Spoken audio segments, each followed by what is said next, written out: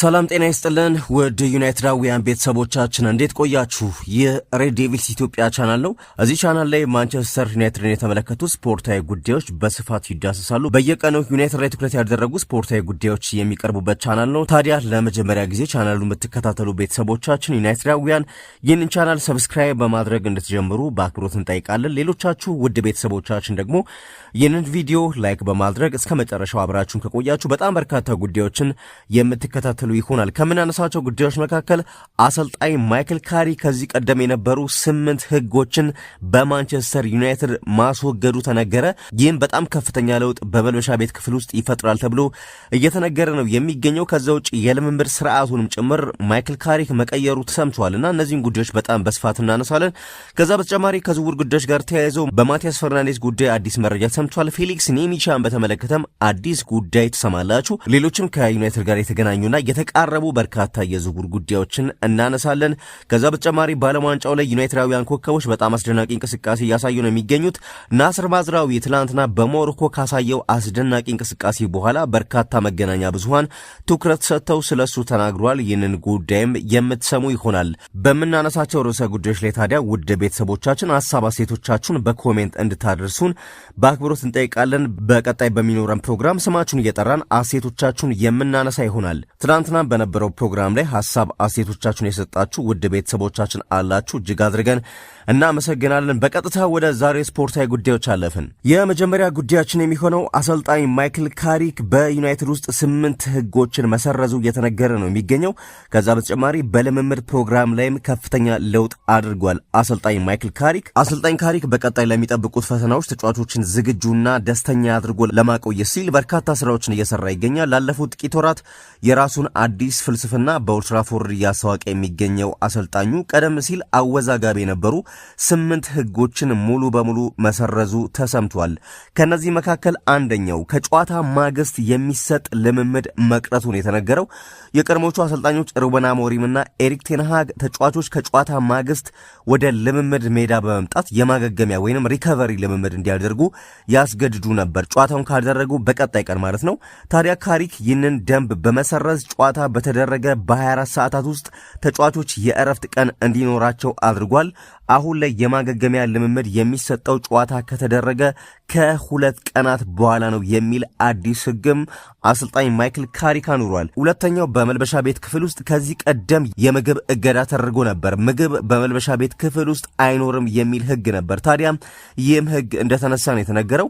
ሩበን አሞሪም የተጫዋቾችን የአካል ብቃት ለመጠበቅ በሚል ምግብ ወደ ልብስ መቀየሪያ ክፍል ድሬሲንግ ሩም እንዳይገባ አግዶ ነበር። ሆኖም ይህ አካሄድ በተጫዋቾች ስነ ልቦናና አንድነት ላይ አሉታዊ ተጽዕኖ አሳድሯል ተብሏል። ታዲያ ካሪክ ይህንን ህግ በማንሳት ክፍሉ ተጫዋቾች ነጻነትና ክብር የሚሰማቸው ደህንነቱ የተጠበቀ ቦታ እንዲሆን አድርጓል። አሁን ላይ ምግብ ወደ ክፍሉ እንዲገባ የተፈቀደ ሲሆን የሚፈልግ ሰው ይዞ ይገባል፣ ማይፈልግ ደግሞ የፈለገው ማድረግ ይችላል ብሏል የአሰልጣኝ ማይክል ካሪክ አዲሱ ህግና በክፍሉ ውስጥ ያለው ከባቢ አየርም ይበልጥ ዘና እንዲል ያስችላል የሚል መረጃ ወጥቷል። ሌላኛው ከጨዋታ በኋላ የሚደረግ አስገዳጅ ውይይትን ይመለከታል። ከጨዋታ በኋላ አስገዳጅ ውይይት ይኖራል ብሏል አሰልጣኝ ማይክል ካሪክ።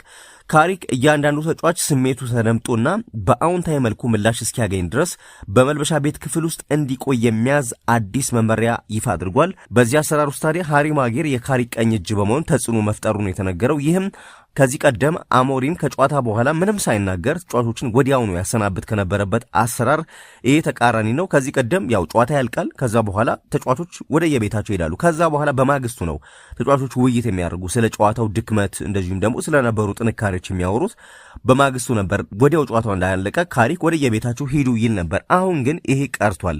አሰልጣኝ ማይክል ካሪክ ጨዋታው እንዳለቀ ሁሉም ተጫዋች እዛው ችግሩን በግልጽ እንዲነጋገሩ ነው ፍላጎቱ ተብሏልና ከዚህ ቀደም አሞሪም ስሜቶች እስኪቀዘቅዙ ድረስ በመጠበቅ በማግስቱ ንግግር ያደርጋል። ቅድም እንዳነሳው ካሪክ ግን ስሜቱ ትኩስ እያለ ጉዳዮችን ፊት ለፊት ለመጋፈጥ ነው ይህንን ህግ ያወጣው ተብሏል። አራተኛ በጨዋታ ቀን ስታዲየም ዘግይቶ መድረስ የሚለውን ህግ እንመልከት። አሞሪም ኦልድ ትራፎርድ ላይ ለሚደረጉ የሜዳ ላይ ጨዋታዎች ተጫዋቾች ቀድመው እንዲገኙ በጣም ጥብቅ ደንብ ነበረው። አሁን ግን ካሪክ ተጫዋቾች አዲስ መነቃቃት እንዲሰማቸው በማሰብ በመጠኑ አርፍደው እንዲደርሱ ያደረገ ነው ተብሏል። በፕሪሚየር ሊጉ ማንቸስተር ሲቲን ባሸነፉበት ጨዋታ የቡድኑ አውቶቢስ ከተለመደው 15 ደቂቃ ዘይቶ ነበር የደረሰውና ይህ ሆን ተብሎ የተደረገው ተጫዋቾች ከጨዋታው በፊት በስታዲየም ውስጥ ተቀምጠው እንዳይሰላቹና ደጋፊዎች ቀርመው በመገኘት ሞቅ ያለ አቀባበል እንዲያደርጉላቸው ለማስቻል ነው በማለት እንደዚሁ ተዘግቧል። አምስተኛው አጫጭርና ከፍተኛ ጉልበት የሚጠይቁ ልምምዶችን በተመለከተ ነው። አሞሪም በታክቲክ ላይ ያተኮሩ ረጅምና ቀስ ያሉ ልምምዶችን ያዘወትር የነበረ ቢሆንም ካሪክ ግን የልምምድ ሰዓቱን በከፍተኛ ሁኔታ በማሳጠር የልምምዶቹን ፍጥነትና ጉልበት ኢንተንሲቲ ጨምሮታል ተብሏል። ይህ ለውጥ የተደረገው ተጫዋቾች በየቀኑ በብቃታቸው ጥግ ላይ መገኘት እንዳለባቸው ለማሳየት ነው። አሁን ላይ የካሪክ ልምምድ ክፍለ ጊዜዎች ከፍተኛ ጉልበት የሚታይባቸውና የተጫዋቾችን ተነሳሽነት በእጅጉ ያሻሻሉ መሆናቸው እንደዚሁ እየተነገረ ይገኛል። ሌላኛው ስድስተኛው ረዳት አሰልጣኞችን ማብቃት የሚለው ጉዳይ ነው። ፖርቹጋላዊ አሰልጣኝ ሮበን አሞሪም ረዳት አሰልጣኞቹ ለተጫዋቾች መመሪያ እንዳይሰጡ ይከለክል እንደነበር ይነገራል። በአንጻሩ ማይክል ካሪክ ግን የቴክኒክ መመሪያዎች የሚሰጡበትን መንገድ በመቀየር በረዳቶቹ ላይ ጫኖችን አድርጓል። ስለዚህ እነሱም በደንብ ይደግፉታል ማለት ነው። ሌላኛውና ሰባተኛው የ3-4-3 ፎርሜሽን መቅረት ነው። እንደሚታወቀው በሩበን አሞሪም ስር የነበረው ቡድን ምንም እንኳን የነበሩት ተጫዋቾች ለሌላ የጨዋታ ስልት የተሻሉ ቢሆንም የ3-4-3 ፎርሜሽንም በጥብቅ እንዲከተሉ ይገደዱ ነበር። በዚህ ምክንያት እንደ ዩናይትድ አካዳሚ ኮከብ ኮቢ ማይኑ ያሉ ተጫዋቾች ተቀያሪ ወንበር ላይ ለመቀመጥ ተገደው ነበር። ካሪክ በዩናይትድ ላስመዘገበው ስኬት ትልቁ ሚስጥርም ቡድኑን ወደ 4-2-3 ፎርሜሽን መቀየሩና የደጋፊዎች ተወዳጅ የሆነውን ማይኑን ወደ መጀመሪያ ተሰላፊነት መመለሱ ነው ተብሏል። ይህ አዲስ አቀራረብ በክንፍ ላይ ያለውን ፍጥነት በአግባቡ የሚጠቀምና የተመጣጠነ የመከላከልና የማጥቃት መዋቅር ያለው በመሆኑ በሜዳ ላይ የተሻለ ውጤት አስገኝቷል ተብሏል። ስምንተኛው የዓለም አቀፍ የቅድመ ውድድር ጉዞ ማስቀረት የሚለው ይገኝበታል። ግሎባል ቱር የሚባለው ማለት ነው። ዩናይትድ ያው ዘንድሮ የቅድመ ውድድር ዝግጅቱን ወደ ሩቅ አገራት ከመጓዝ ይልቅ ለሀገሩ ቅርብ በሆኑ አውሮፓ አካባቢዎች እንደሚያደርግ ይታወቃል።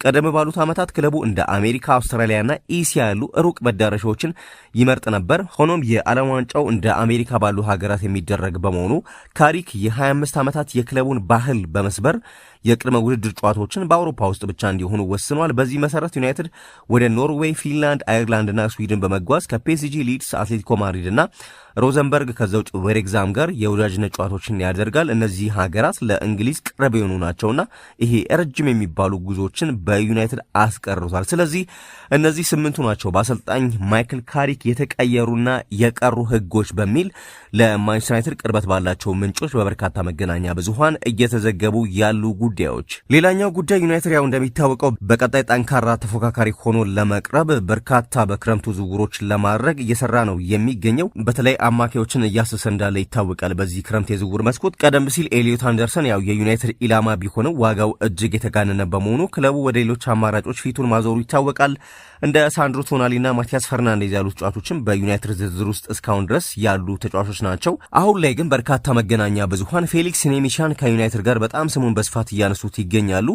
የጀርመኑ ቢልድ ጋዜጣ እንዳስነበበው ከሆነ የዶርትሙንዱ አማካይ ከኒውካስል ዩናይትድ የሚቀርብለትን ጥያቄ ውድቅ በማድረግ ወደ ዩናይትድ ለመዘወር ወይንም ወደ ታዳጊነት ክለቡ ማንቸስተር ሲቲ ለመመለስ ፍላጎት እንዳሳየ እየዘገቡ ነው የሚገኙት። ያው ዶርትሙንድ ለተጫዋቹ እስከ 87 ሚሊዮን ፓውንድ አካባቢ እየጠየቀ ይገኛል ተብሏል። ዩናይትድ ይህንን ዋጋ ቀንሶ ተጫዋቹን ለማስፈረም ድርድር ሊጀምር እንደሚችልም እየተሰማ ነው የሚገኘው። ኒሜቻ በዘንድሮ የዓለም ዋንጫ ላይ ለጀርመን ብሔራዊ ቡድን ያሳየው አስደናቂ ብቃት የበርካታ ታላላቅ ክለቦችን ትኩረት እንዲስብ አድርጎታል። ምንም እንኳን ጀርመን ትላንትና ከዓለም ዋንጫው ብትሰናበትም እና መገናኛ ብዙሃን ኒሜቻ ለምን ለማንቸስተር ዩናይትድ ያስፈልጋል የሚሉ ዘገባዎችን እያወጡ ነው የሚገኙት። ምንም እንኳን ያው ኤሊዮት አንደርሰን ባለፈው የውድድር ዓመት በኖቲንጋም ፎረስት አስደናቂ ጊዜ ቢያሳልፍም በዓለም ዋንጫው ላይ ግን ኒሜቻ የበለጠ ደምቆ ታይቷል ይላሉ ዘገባዎች። ጀርመን በፓራጓይ ተሸንፋ ከጥሎ ማለፍ ትላንትና ብትሰናበትም ኒሜሻ ግን በግሉ በጣም ድንቅ ብቃትን በትናንትናው ጨዋታም አሳይቷል። የጁሊያን ነግልስማን ምስክርነት ስለዚህ ተጫዋች ዓለም አቀፍ ደረጃ ያለው ተጫዋች ሲሉ አሞካሽተውት ነበር። ተጫዋቹም በአሜሪካ በተካሄደው ውድድር ላይ ይህንን በተግባር አስመስክሮ ተመልክተናል። አንደርሰን ኳስ በመንጠቅና በመከላከል ረገድ ጠንካራ ቢሆንም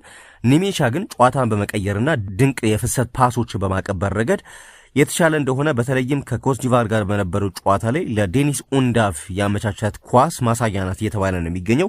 ለዚህም ተጫዋች እንደ ቼልሲ ያሉ ፍላጎት በማሳየታቸው ዝውውሩን ፈታኝ ሊያደርገው ይችላል እየተባለ ነው የሚገኘው። ነገር ግን ቼልሲዎች አሁን ላይ የሰንደርላንዱን አምበል ግራኒት ዣካን ለማስፈረም ግፊት ማድረጋቸውን ከቀጠሉ ኢኒዮሶች ፌሊክስ ኔሚቻን ቀድሞ የማግኘት ሰፊ ድል እንዳላቸው እንደዚሁ የተነገረ ይገኛል። ሌላኛው የማቲያስ ፈርናንዴዝ ጉዳይን በተመለከተ ኢኒዮስ በጣም በከፍተኛ ሁኔታ በደጋፊዎቹ የተተቸ ነው የሚገኘው። ዛሬም የወጡ መገናኛ ብዙሃን በተለይ እዚህ ተጫዋች ላይ ዩናይትድ ያለውን አቋም በጣም ጥርጣሬ ውስጥ የከተቱ ሆኗል። መረጃው ምንድን ነው የሚለው የዩናይትድ ማኔጅመንት የዌስትሃሙን አማካይ ማቲያስ ፈርናንዴዝን ለማስፈረም የሚያደርገው ጥረት ከፍተኛ ፈተና ገጥሞታል ይላል። ዩናይትድ ዌስትሃም ተጫዋቹን በቀላሉ ይለቃል የሚል ቀድሞ ግምት ነበረው፣ ያው በዝቅተኛ ዋጋ ማለት ነው። ነገር ግን አሁን ላይ ዌስትሃም በጣም አክርሮ እየጠየቀ ያለው ከፍተኛ እስከ 80 ሚሊዮን ፓውንድ የሚጠጋ የዝውውር ዋጋ ኢኒዮሶችን በጣም አስደንግጧል እየተባለ ነው የሚገኘው። በተጨማሪም ሪያል ማድሪድ ወደዚህ ፉክክር መግባቱ ዌስትሃም የተጫዋቹን ዋጋ እንዲያንረውና የመጨረሻ ድባብ እንዲፈጥር አድርጎታል ነው እየተባለ የሚገኘው። ሌላኛው ዩናይትድን ይበልጥ ያበሳጨው ጉዳይ ቶተንሃም ወደ ዝውውር ፉክክሩ ከገባ በኋላ ያሳየው ቁርጠኝነት ነው። በሮቤርቶ ዲዘርቢ የሚመሩት ስፐርሶች ዌስትሃም የጠየቀውን ከ80 እስከ 85 ሚሊዮን ፓውንድ ለመክፈልና ለተጫዋቹም የተሻለ የደሞዝ ክፍያ ለማቅረብ ዝግጁ መሆናቸው ተገልጿል። በዚህ ምክንያት ኢኒዮስ እንደ አሌክስ ስኮትና አዩብ ቦአድ ያሉ አማራጭ ተጫዋቾችን ለመመልከት መገደዱን ዘገባ ያሳያል። ሆኖም ግን በርካታ የዩናይትድ ደጋፊዎች ክለቡ ማቲያስ ፈርናንዴዝን እንዲያመጣ ግፊት እያደረጉ ይገኛሉና በርካቶችም ዩናይትድ ከዚህ ተጫዋች ጋር ስምምነት ላይ ይደርሳል የሚል ተስፋ እንዳላቸው ነው ዘገባው የሚያሳየው። ስለ ዌስትሃም አስተማማኝ መረጃዎችን በማውጣት የሚታወቀው ክላሪት ኤንድ ሂው የሚባለው መገናኛ ብዙሃን ደግሞ ዩናይትድ ይፋዊ ጥያቄ ያላቀረበበት እውነተኛ ምክንያት የፋይናንስ እጥረት ነው የሚል ዘገባ አውጥቷል። ይሄ ለዌስትሃም ቅርበት ያለው መገናኛ ብዙሃን ክለቡ በፕሪሚየር ሊጉ አዲስ የተዋወቀውን የቡድን ወጪ ጥመርታ ይሄ ስኳድ ኮስት ሬሾ ሕግን ለማክበር ከፍተኛ ጫና ውስጥ ይገኛል ይላል። በዚህ ምክንያት ዌስትሃም የሚፈልገውን ገንዘብ ለመክፈል የመጀመሪያ ጥቂት ተጫዋቾችን መሸጥ ግድ ይሏል ይላል ዘገባው። የቡድን ወጪ ጥመርታ ይሄ ኤስሲአር የሚሉት ምንድን ነው የሚለውን ስንመለከት ክለቦች ለዝውውር ለደሞዝና ለወኪሎች የሚያወጡት ወጪ ከእግር ኳስ ከሚያገኙት አጠቃላይ ገቢ ከ85% መብለጥ እንደሌለበት ይደነግጋል ይላል ይሄ ህግና በካይል ማኳሌ የሚመራው የዩናይትድ የዝውውር ቡድን ታዲያ ፈርናንዴዝን በጣም ቢፈልጉትም በዚህ የኤስሲአር ገደብና በየዓመቱ በሚመዘገበው የዝውውር ዕዳ ስሌት ምክንያት እጃቸው በጣም ታጥሯል። ለዛም ነው የማቲያስ ፈርናንዴዝ ዝውውር የተጓተተው ብሏል። ለዚህም በ60 ሚሊዮን ፓውንድ የሚገኘው አሌክስ ስኮት ይበልጥ በዩናይትድ አሁን ላይ ተመራጭ ተደርጎ እየተወሰደ ነው የሚገኘው ይላል ዘገባው። ይህም ኢኒዮሶች ማኑኤል ኡጋርቴ ከመጎዳቱ በፊት በኪሳራም ቢሆን ለመሸጥ ለምን ጓግተው እንደነበር ማሳያ ነው ይላል ዘገባው። ከዛ ውጭ የደጋፊዎች ተስፋና የክለቡን ዕጣ ፈንታም ሲያነሳ መጀመሪያ ላይ የክለቡ ደጋፊዎች አዲሱ ባለቤቶች ኢኒዮሶች ለተጫዋቾች ከመጠን በላይ ገንዘብ ላለመክፈል የወሰዱት ጥንቃቄ የተሞላበት አካሄድ መስሏቸው ነበር። ነገር ግን ቀደም ሲል ኤሊዮት አንደርሰንና ሳንድሮ ቶናሊ ለማስፈረም በተደረገው ፍክክሩ ዋጋ ያስከፈለ ቢሆንም አስተዋይነት የጎደለው ስላልነበር ብዙም አልተኮነነም። ነገር ግን አሁን ነገሩ ከቁጠባ ባለፈ በፋይናንስ ግጋት መፈተን መሆኑ እየተነገረ ይገኛል ይላል ይሄ ለዌስትሃም ቅርበት ያለው መገናኛ ብዙሃን እና ይሄ ዘገባ በነገራችን ላይ እውነት ስለመሆኑ ለዩናይትድ ቅርበት ያላቸው ምንጮች አላረጋገጡም። የዌስትሃም መገናኛ ብዙሃን ነው ይሄን ዘገባ ያወጡትና ያው እንደ መረጃ ለማንሳት ያህል ነው። እውነት ስለመሆኑ እንግዲህ በቀጣይ ቀናት የሚታይ ይሆናል። ኢኒዮሶች አሁንም ማቲያስ ፈርናንዴዝን የሚነጠቁ ከሆነ እውነትም ይሄ ችግር አለ ማለት ይቻላል ብሎ መደምደም ይቻላል እና ዩናይትድ እስከ 3 አማካዮችን ለማስፈረም አቅዶ የነበረ ቢሆንም ቀደም ብሎ አሁን ባለው ሁኔታ ግን የተሳካ አይደለም። እየተጓተተ የሚገኝበት አንደኛው ምክንያትም ይሄው ጉዳይ ነው እየተባለ ይገኛል። ከዛ ውጭ ዛሬ ሰኔ 30 ነው። 6 ተጫዋቾች ዛሬ ማንቸስተር ዩናይትድን በይፋ ይሰናበታሉ ተብሎ እየተጠበቀ ነው የሚገኘው። በአሰልጣኝ ማይክል ካሪክ ስር አሁን የዩናይትድ ጉዳይ የዝውውር እቅድ ቅርጽ እየያዘ በጀመረበት በዚህ ሰዓት የውል መጠናቀቂያ ቀናቸው ዛሬ ሰኔ 30 የሆኑ በርካታ ተጫዋቾች ክለቡን በይፋ እየለቀቁ ይገኛሉ ተብሏል። በአጠቃላይ 6 ተጫዋቾች ኮንትራታቸው በማብቃቱ ዛሬ ክለቡን ይሰናበታሉ። ክለቡን ከሚለቁት መካከል ቀዳሚው ብራዚላዊ አማካይ ካስሚሮ ሲሆን የኦልድ ትራፎርድ ቆይታው ዛሬ ፍጻሜውን አግኝቷል። ያው እንደሚታወቀው ዩናይትድ ለ34 ዓመቱ አማካይ አዲስ ውል እንደማያቀርብና በነጻ ዝውውር ክለቡን እንደሚለቅ ገና ጥር ወር ላይ ማረጋገጡ ይታወሳል። ካስሚሮ አሁን ላይ የአሜሪካውን ኢንተር ሚያሚ ለመቀላቀል መዘጋጀቱም እንደዚሁ ተነግሯል። በዩናይትድ ቆይታው እንደሚታወቀው 160 ጨዋታዎችን በማድረግ የካራባ ካፕና የኤፍኤ ካፕ ዋንጫዎችን ማንሳት የቻለ ሲሆን በደጋፊዎች ዘንድም ትልቅ ተወዳጅነትን አትርፎ ነበር። እንግዲህ ያው ቀደም ብሎ ቢታወቅም ነገር ግን ሰኔ 30 መሆኑን ተከትሎ በይፋ ዛሬ በውላቸው መሰረት መለያየቱን ለማንሳት ያህል ነው። ከዛ ውጭ ከካስሚሮ በተጨማሪ የግራ ተከላካዩ ታይለር ማሊያሲያና የክንፍ ተጫዋቹ ጄደን ሳንቾም ክለቡን በይፋ ዛሬ የሚሰናበቱ ተጫዋቾች ናቸው። ያው ታይለር ማሊያሲያ በጉዳት ምክንያት በአሰቃቂ ሁኔታ ማሳለፉ ይታወቃል። ባለፈው የውድድር ዘመን በተቀያሪ ወንበር ላይ ተቀምጦ 3 ጨዋታዎችን ብቻ ማድረጉ የሚታወስ ሲሆን በአሁኑ ሰዓት ደግሞ ብቻውን ሲሆን ልምምድ እያደረገ እንዳለ የተለያዩ መገናኛ ብዙሃን ሲዘግቡ እንደነበር ይታወቃል። ከዛ ውጭ ሌላኛው ተጫዋች ጄደን ሳንቾ ነው። ጄደን ሳንቾ በ73 ሚሊዮን ፓውንድ ያው ዩናይትድን ከተቀላቀለ በኋላ ላለፉት 5 ዓመታት በዩናይትድ 83 ጨዋታዎችን አድርጓል። ዛሬ እንግዲህ በይፋ ከዩናይትድ ጋር የተለያየ ተጫዋች ተጫዋች ሆኗል። ሰኔ 30 መሆኑን ተከትሎ ነው መረጃውን ያነሳ ነው። ከዛ ውጭ ከዋናው ቡድን ተጫዋቾች በተጨማሪ 3 የአካዳሚ ተጫዋቾች የሆኑት ሶኒ ኦልጆፍሪ፣ ጄምስ ቤሊ እና ማላቺ ሻርፕ ኮንትራታቸው ዛሬ በማብቃቱ ዩናይትድን በይፋ የሚለቁ እንደሆነ እንደ ማንቸስተር ኢቭኒንግ ኒውስ ያሉ መገናኛ ብዙሃን እያነሱት ያለ ጉዳይ ነው። ከዛ ውጭ ማርከስ ራሽፎርድን የተመለከተውን ጉዳይ እናንሳ። ማንቸስተር ዩናይትድ በድጋሚ በማርከስ ራሽፎርድ ላይ እምነት መጣል አለበት የሚሉ መረጃዎች በጣም በስፋት እየወጡ ነው የሚገኙትና ለምን ከቆየ ለዩናይትድ ይጠቅማል የሚለውን ሰፊ ዘገባ ለመመልከት ወድናል። ተጫዋቹ በቀጣይ ለማይክል ካሪክ ቡድን ለሚታዩ በርካታ ችግሮች ቁልፍ መፍትሄ ሊሆን ይችላል ይላል ዘገባው። 28 ዓመቱ ላይ የሚገኘው ማርከስ ራሽፎርድ ባለፉት 18 ወራት በካሪንግተን የልምምድ ማዕከል እንደ ባዕድ ሲታይ ቆይቷል። እንደሚታወቀው ነገሩ የጀመረው በታህሳስ 2024 ነው። ሩበን አሞሪም ከማንቸስተር ሲቲ ጋር በነበረው ጨዋታ ከስብስብ ውጭ ካደረጉት በኋላ ነበር ሁሉም ነገር የጀመረው ከራሽፎርድ ጋር ያለው መሻከር። ከዛ በኋላ ተጫዋቹ ለዩናይትድ አንድም ጨዋታ አላደረገም። በጥር 2025 በውሰት አስቶን ቪላን የተቀላቀለው ራሽፎርድ ባለፈው ክረምት እንደሚታወቀው ወደ ባርሴሎና አቅንቶ ነበር። በካምፕኑ ጥሩ የሚባል ጊዜ ቢያሳልፍም ባርሴሎና ተጫዋቹን በ26 ሚሊዮን ፓውንድ በቋሚነት የመግዛት መብቱን ሳይጠቀምበት ቀርቷል። ይልቁኑ 70 ሚሊዮን ፓውንድ በማውጣት አንቶኒ ጎርደንን ማስፈረም መርጧል። ባርሴሎናዎች ከባርሴሎና ውሳኔ በኋላ ራሽፎርድ ከዓለም ዋንጫ መጠናቀቅ በኋላ ወደ ዩናይትድ ለመመለስ ተዘጋጅቷል። እንደ በርካታ መረጃዎች ከሆነ አሁን ላይ በእርግጥ እንደ ባለፈው ክረምት ሳይሆን አዲሱ አሰልጣኝ ማይክል ካሪክ ከአሞሪም በተሻለ ሞቅ ያለ አቀባበል ስለሚያደርጉለት ከቡድኑ ተገለው ከሚሰለጥኑ ተጫዋቾች ተርታ አይሰለፍም ማርከስ ራሽፎርድ። ይህ ቢሆንም የዩናይትድ ዳይሬክተሮች ግን ይህንን የክለቡን የአካዳሚ ውጤት ለሽያጭ ማቅረብ ተመራጭ መፍትሄ ማድረጋቸው እየተነገረ ነው የሚገኘው።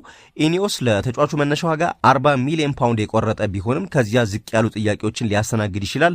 ምክንያቱም ከዚህ ቀደም ለባርሴሎና በ26 ሚሊዮን ፓውንድ ለመሸጥ ተስማምተው እንደነበር ታስታውሳላችሁ። ሆኖም ራሽፎርድን በዩናይትድ ማቆየት ካለው አስደናቂ የቴክኒክ ብቃት ባሻገር ክለቡ በዚህ ክረምት የገጠሙትን ዋና ዋና ክፍተቶች ለመሙላት ትልልቅ ጥቅሞች አሉት ይላል ዘገባው። የቀድሞ የዩናይትድ ተከላካይ ዌስ ብራውን ለዩናይትድ ሪፖርት በሰጠው ቃለ መጠይቅ ካሪክ ራሽፎርድን በደስታ እንደሚቀበለው አረጋግጣለሁ ይላል። ራሽፎርድን ማቆየት ለምን ትልቅ ጠቀሜታና ብልህነት የተሞላበት ውሳኔ ይሆናል የሚለውንም ሲያብራራ አንደኛ ጉዳይ የተፈጥሮ የግራ ክንፍ ተጫዋች እጥረት መቅረፍን ያስችላል በዩናይትድ። አንደኛው ጉዳይ ማንቸስተር ዩናይትድ በአሁኑ ሰዓት በስብስብ ውስጥ የተፈጥሮ የግራ ክንፍ ተጫዋች የለውም። ማቲያስ ኩናና ፓትሪክ ዶርጉ ባለፈው የውድድር ዓመት የሚደነቅ ስራ ሰርቷል በእርግጥ ነገር ግን ብራዚላዊ ኩንሃ በማል አጥቂነት የበለጠ ምቾት የሚሰማው ተጫዋች ነው። ዴንማርካዊ ዶርጉ ደግሞ ግራ እግር ተጫዋች በመሆኑ አሁን ባለው የኢንቨርትን ዊንገር በተቃራኒ እግር ወደ መሃል እየገቡ የሚጫወቱ ክንፎች ዘመን በመሆኑ የተጫዋቹን ጉዳይ ውስን አማራጭ ያደርገዋል። እንደሚታወቀው ዶርጉ የተፈጥሮ ቦታውም የግራ ተከላካይ ሲሆን ውሎ አድሮ ግን የሉክሾ ተተኪ ይሆናል ተብሎ ይጠበቃል በቀጣይነት። ስለሆነም ዩናይትድ ባለፈው የውድድር ዘመን ለባርሴሎና በሁሉም ውድድሮች 14 ጎሎችን አስቆጥሮ 14 አሲስት በማድረግ በክንፍ መስመር ላይ ድንቅ ብቃቱን ያሳየውን ራሽፎርድን በመመለስ የግራ ክንፍ ችግሩን መፍታት ይችላል ይላል አንደኛው ጉዳይ። ሁለተኛው ጉዳይ ራሽፎርድ ወደ ስብስቡ ከተመለሰ ኩንሃ አስፈላጊ ሆኖ ሲገኝ በመሃል አጥቂነት 9 ቁጥር ቦታ ላይ መጫወት ይችላል። ቤንጃሚን ሼሽኮ በ9 ቁጥር ቦታ ላይ የመጀመሪያ ምርጫ መሆኑን ያረጋገጠ ቢሆንም የሱ ተጠባባቂ ማን እንደሚሆን ግን እስካሁን አልታወቀም። በተለይ ጆሹዋ ዚርክዚ ወደ ጣሊያን እግር ኳስ ለመመለስ የቀረቡለትን ጥያቄዎች እየተጠባበቀ ባለበት በዚህ ወቅት የራሽፎርድ መምጣት በጣም ጥሩ ጠቀሜታ እንዳለው እየተነገረ ነው የሚገኘው። ራሽፎርድ በ2025/26 የውድድር ዘመን በ49 ጨዋታ 14 ግቦችንና 14 አሲስቶችን አድርጓል። በዩናይትድ ካሉ አጥቂዎች ጋር ለማነጻጸር ያህል ነው ይህን ጉዳይ ማነሳው። ቤንጃሚን ሼሽኮ 32 ጨዋታ አድርጎ 12 ግቦችን አስቆጥሮ 1 አሲስት አድርጓል። ማቲያስ ኩንሃ 35 ጨዋታዎችን አድርጎ 10 ጎሎችን አስቆጥሮ 4 አሲስት አድርጓል። ፓትሪክ ዶርጉ 28 ጨዋታዎችን አድርጎ 4 ግቦችን አስቆጥሮ 4 አሲስት አድርጓል። እንግዲህ እነዚህ ተጫዋቾች ከማርከስ ራሽፎርድ ጋር በሚጫወቱበት ቦታ ሲነጻጸሩ ያላቸው ቁጥራዊ መረጃ ነው። ስለዚህ ዩናይትድ ለአዲስ የማል አጥቂ ገንዘብ ከማውጣት ይልቅ ካሪክ ከሼሽኮ ጀርባ ጥልቀት ያለው ስብስብ ይኖረዋል።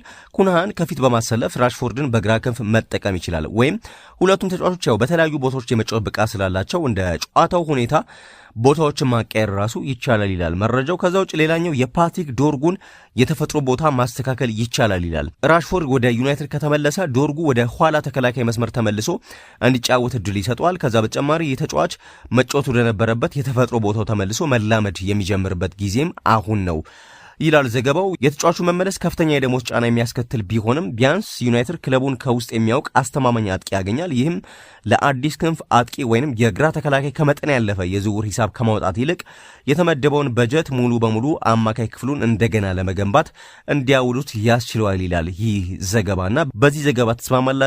የራሽፎርድ ወደ ዩናይትድ መመለስ እነዚህን ሁሉ የማንቸስተር ዩናይትድ ቀዳዳዎችን ይሸፍናል ብላችሁ ታስባላችሁ ወይንስ ዩናይትድ ራሽፎርድን ሸጦ የግራ ተከላካይም የግራ አጥቂም ቢያመጣ ይሻላል? እዚህ ጉዳይ ላይ ሀሳብ አስተያየታችሁን በኮሜንት አድርሱን ውድ ዩናይትዳውያን ቤተሰቦቻችን። ሌሎች ጉዳዮችን ደግሞ እናንሳ። የናስር ማዝራዊን ጉዳይ እንመልከት። የማንቸስተር ዩናይትዱ ተከላካይ ናስር ማዝራዊ ሞሮኮ ትናንትና በዓለም ዋንጫው የ32 ቡድን የጥሎ ማለፍ ጨዋታ ኔዘርላንድን በፍጹም ቅጣት ምት አሸንፋ ወደ ተከታዩ ዙር ስታልፍ በጣም አስደናቂ ብቃቱን አሳይቷል። በዚህ ውድድር ላይ ለሞሮኮ ብሔራዊ ቡድን በግራ ተከላካይ ስፍራ ላይ በቋሚነት ተሰልፎ ተጫውቷል ናስር ማዝራዊ። ታዲያ ትናንት ምሽት ቡድኑ ድል ባስመዘገበበት ጨዋታ ድንቅ የተከላካይ መስመር ክህሎቱን በድጋሚ አስመስክሯል።